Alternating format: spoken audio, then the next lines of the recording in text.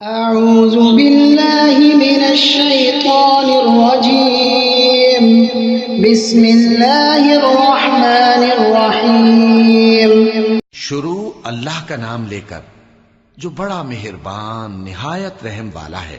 يسبح لله ما في السماوات وما في الأرض الملك القدوس العزيز الحكيم هو الذي بعث في الأميين رسولا منهم يتلو عليهم آياته ويزكيهم ويعلمهم الكتاب والحكمة وإن كانوا من قبل لفي ضلال مبين وآخرين منهم لما يلحقوا بهم وهو العزيز الحكيم ذلك فضل الله يؤتيه من يشاء والله ذو الفضل العظيم۔ جو چیز آسمانوں میں ہے اور جو چیز زمین میں ہے سب اللہ کی تسبیح کرتی ہے۔ جو بادشاہ حقیقی ہے، پاک ہے، زبردست ہے، حکمت والا ہے۔ وہی تو ہے جس نے ان پڑھوں میں انہی میں سے ایک پیغمبر بھیجے جو ان کے سامنے اس کی آیتیں پڑھتے اور ان کو پاک کرتے اور انہیں کتاب و حکمت کی تعلیم دیتے ہیں، اور اس سے پہلے تو یہ لوگ کھلی گمراہی میں تھے، اور ان میں سے اور لوگوں کی طرف بھی ان کو بھیجا ہے جو ابھی ان مسلمانوں سے نہیں ملے، اور وہ غالب ہے، حکمت والا ہے۔ یہ اللہ کا فضل ہے، جسے چاہتا ہے عطا فرماتا ہے، اور اللہ بڑے فضل کا مالک۔ مثل الذين حملوا التوراة ثم لم يحملوها كمثل الحمار يحمل أسفارا بئس مثل القوم الذين كذبوا بآيات الله والله لا يهدي القوم الظالمين قل يا أيها الذين هادوا إن زعمتم أنكم أولياء لله من دون الناس فتمنوا الموت إن كنتم صادقين ولا يتمنونه أبدا بما قدمت أيديهم والله عليم بالظالمين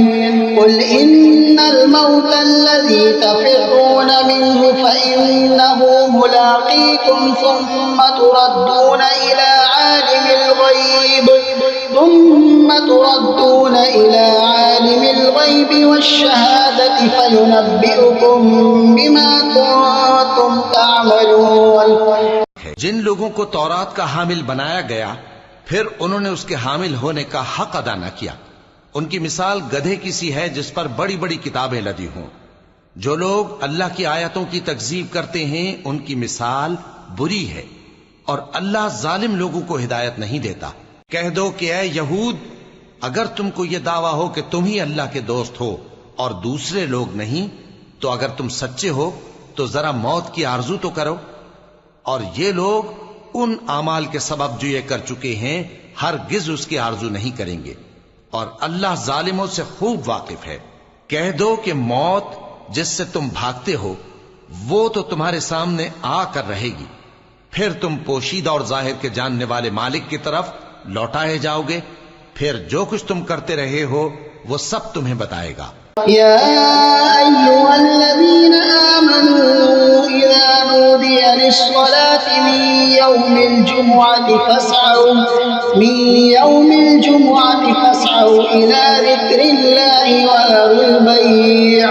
ذلكم خير لكم إن كنتم تعلمون فإذا قضيت الصلاة فانتشروا في الأرض وابتغوا من فضل الله واذكروا الله كثيرا لعلكم تفلحون